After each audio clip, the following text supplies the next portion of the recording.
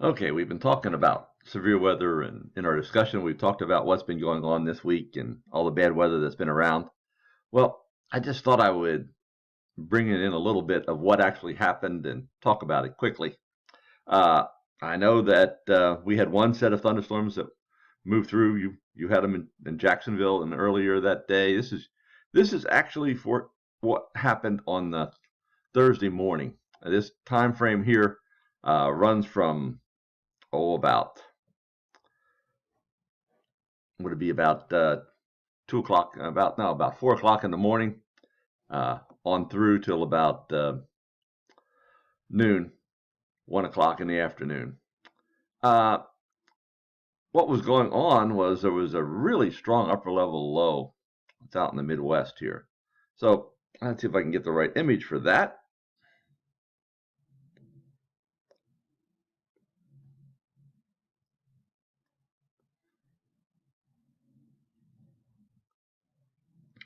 And we'll start with 200 well, we try to start with 250 millibars.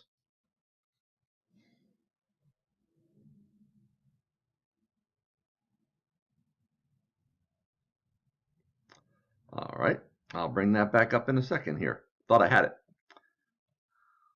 There we go. All right. We talked a lot about jet streams earlier.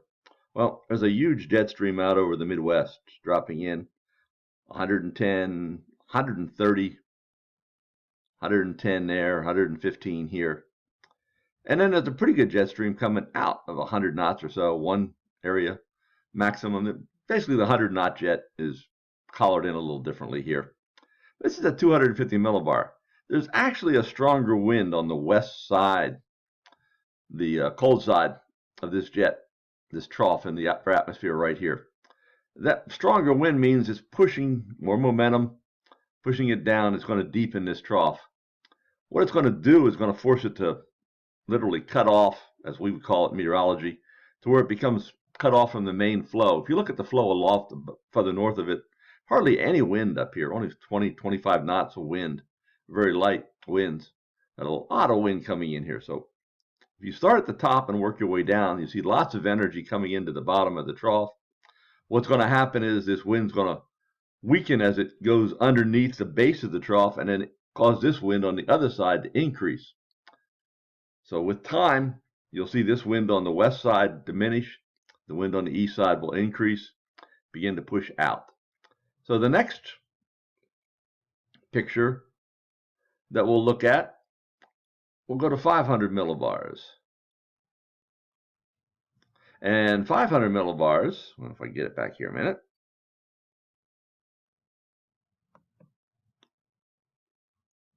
Okay.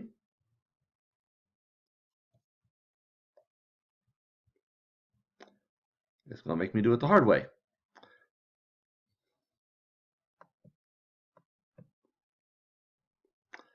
You'll see it's cut off. You have one area of energy that's kind of coming down like this. There's a little kink in it. There's a trough right here. And there's another kink back in here as well.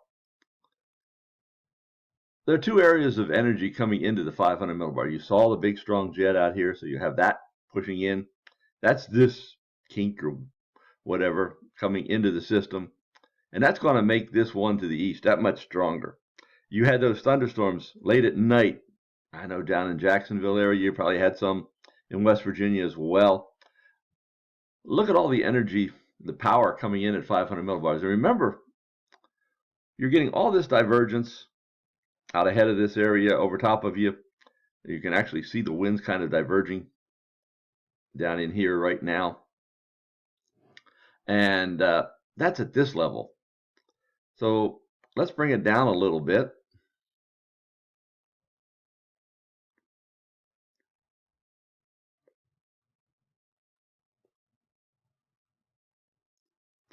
We'll take it down to 850.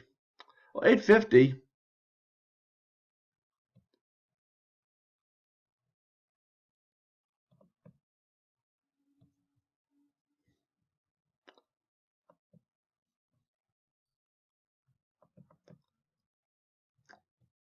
look at all the moisture coming up.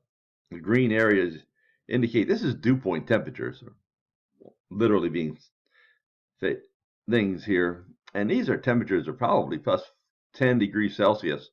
Dew points are greater, plus 15, plus 16 Celsius. Dew point temperatures. Lots and lots of moisture, plus 20. So there's tons of moisture coming up out of the Gulf of Mexico, getting wrapped into this big old system here. And we had it strong jet out here. We have circulation that you can see at 500. Now you can see at 850. There's a closed circulation as well. On the east side of it, all this moisture coming up. On the west side, colder air, convergence coming in. So if you go down to the surface front at that time, let's see if it'll let me do that.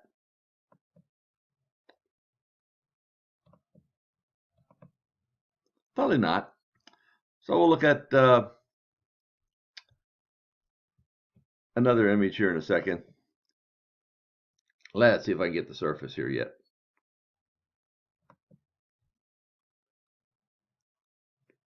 Here's the surface yesterday morning. So you had the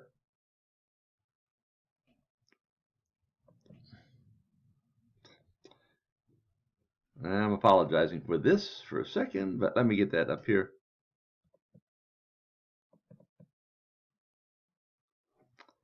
This was yesterday morning. So you had the closed 850 low here. We talked about all the moisture coming up. You had a low at 5 at the surface that was up over Ohio. You had another low. Remember we talked about that other jet coming in here. We always have we literally have an occluded front. This is a well-organized low up here. You have a new front, new low that's developing right at kind of the intersection of a 5 warm front, cold front, and then that new low. Well, that new low is going to take over because of all the energy coming into this system and literally become the dominant low up over New England on Friday. So you have the cold front, went through Florida, had already pushed through in West Virginia. But you look at all the circulation here. One of the things I do want to go back to, if it'll let me, is on 500 millibars.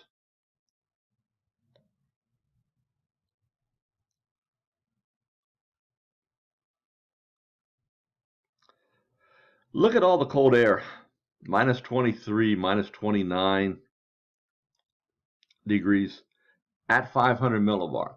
Remember, instability is based on how cold the air is aloft and how much heating you get at the surface. Well, you're literally in April now. You're going to get heating in the surface even when you have cloud cover. And heating might be only up to, in this case, 45, 50 degrees. But when you do that, you're going to wind up with some really impressive instability. And here is a Wilmington sounding yesterday morning. And you'll notice at the 500 millibars, it's well down there below, way down around minus 20, minus 30 almost. And it looks very steep. The sounding is actually quite steep.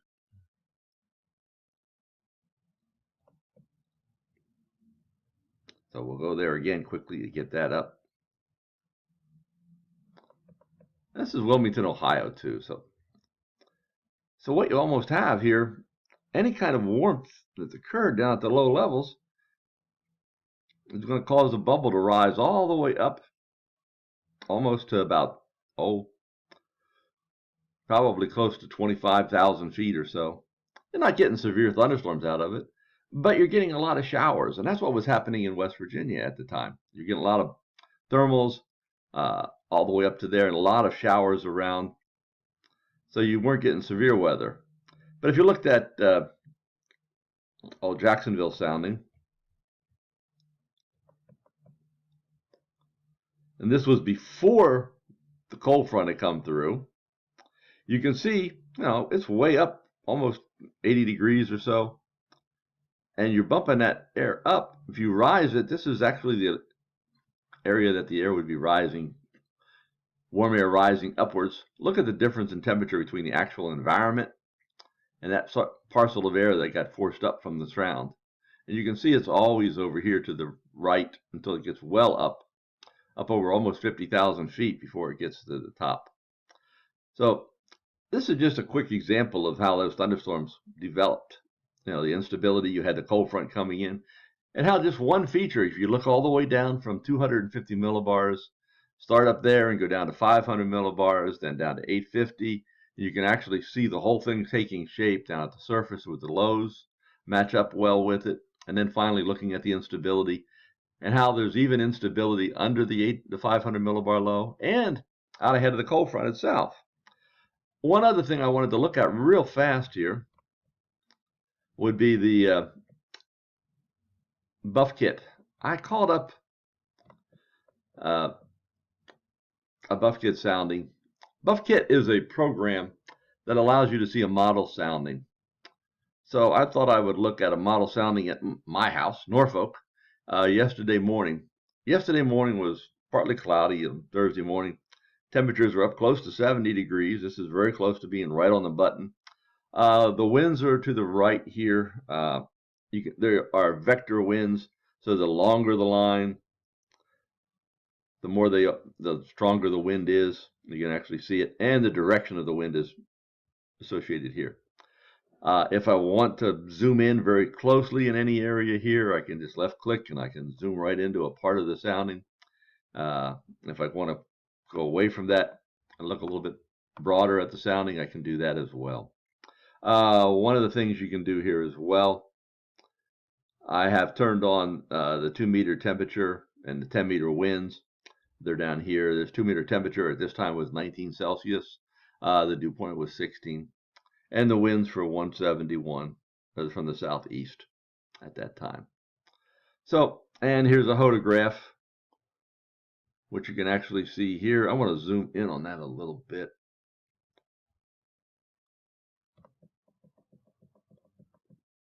And this was the morning. Look how it's curved. We talked about a curved photograph being around. And this is only through 3 kilometers. It's not very high up. I didn't even need to go real high with this one to see the curve. So let's move out in time. This is all a model forecast.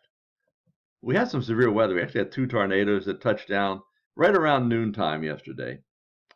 Well, 4 hours, figure 12Z is approximately 8 a.m. at my house. 4 hours later, noon. And guess what? One of the lines I'm showing here is vertical motion. See it very, very much to the left. Vertical motion is negative. It's considered negative by meteorologists. If the vertical motion is negative, it's going upwards. If it's positive, it's coming downwards. So in this section of the atmosphere, extremely strong upward motion. The 2 raindrops here thinks the model thinks it's raining right now. And one of the things it shows is CAPE, the convective available potential energy. Not a lot, but there's a little bit here. And if you want to really get interesting with this, you can look at it in what they call an overview. An overview just shows the whole, in this case, 84 hours. I'm going to just cut it back to 24 hours because that's all I'm interested in. Shows me the moisture, relative humidity. So you can see right here, right around noon, it was quite moist. Lots of green shows some relative humidity. Green meaning about 70 to 80%, maybe even 90% in some cases. One of the things you can look at as well on this, say I want to look at CAPE. Well, at noon or just a little bit after noon, we have CAPE of 750. It's not real high for severe weather, but it is something. And when you have the tremendous vertical motion you saw, you're really pushing those parcels of air up. You get that strong CAPE, so you have that. Another thing you can look at with it is the amount of moisture available, precipitable water. All that is just taking all the moisture in the air. If you could precipitate out in one column, how much would fall out? How many inches of rain would cure out of that just one thing? Well, it peaked out right around noontime, about 1.5 inches. So if you were to condense, not bringing any air in from anywhere else, but just in that one small column of air, everything out of it, you would get 1.5 inches of rain. That's kind of a neat tool there as well.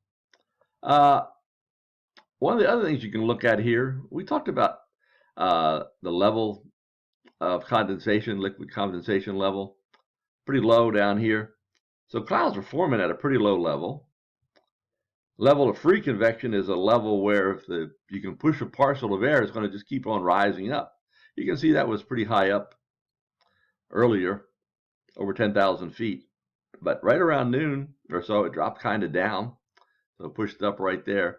And you call the equilibrium level, the maximum top of the clouds or whatever, right around 30,000 feet. And we had thunderstorms that got up a little bit above, almost to 35,000 yesterday around here. So the model actually did a pretty good job of this, showing all of this ahead of time, giving you clues as to what was going to happen. Well, we can turn some of these off real quick here. And instead of looking at this, let's take a look at it from an aviation perspective. What would a pilot care about? Well, a pilot's going to care about clouds. What the cloud base is? Well, cloud base at this time, yesterday during the day, zooming in here on the left-hand side, you can see here's 5,000 feet. We're talking clouds were like, 1,000 or less, almost down to the surface here for a time in the thunderstorms. So it was picking out on that. Another thing is, doesn't pick out too much in the way of clouds after that, though. Another thing it might show, what about visibility? Well, guess what? It spiked right here down to very low visibility, 1/8 of a mile, 1/4 of a mile. So the model was indicating some very strong potential for heavy rain at that time. And finally, just looking at where the clouds were, sometimes that's a good thing to put on, but it doesn't really show a whole lot right here, too much. So, but let's go, just looking at this, let's go back over here just 1 second. We can actually look at clouds on this profile as well. You can see a layer of clouds here. If you were to go back in time, you can see it actually increases. If you were a pilot flying through here, you would have to think about, well, I might have a layer up to 5,000 to 6,000 feet. Then I might have a little bit of a break and then coming back into a second layer. So Bufkif just provides you with that kind of a source as well. So since we were talking so much about thunderstorms this week and we had such a great case, I just thought I would show it to you. So if you have any questions, please give them to me. I hope you enjoyed it, and I'll talk to you later.